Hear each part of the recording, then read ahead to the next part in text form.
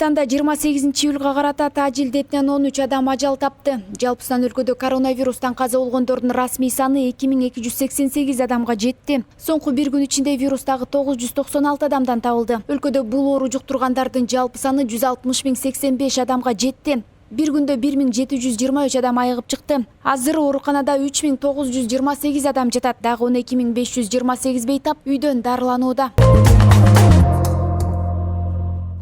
Ысык көлдүн Бостер айылындагы Золотые Пески пансионатынын аймагында болгон каргашалуу окуя 18 жаштагы уландын өлүмү боюнча сотко чейинки өндүрүш башталды. Бул тууралуу облустук милициядан кабарлашты. Маалыматка ылайык тиешелүү соттук медициналык экспертизалар дайындалды. Экспертизалар иштер аяктагандан кийин гана кайсы бирине боюнча кылмыш иши козголору белгилүү болот деп айтылат маалыматта. Эске салсак, 27-июлда Золотые Пески пансионатында аквапарктын түтүкчөсү 18 жаштагы жигитти соруп кеткен. Жерине куткаруучулар, ийиндин кызматкерлери жана эс алуучулар тартылган. Түтүкчөнү кесип, маркумдун жансыз денесин алып чыгышкан.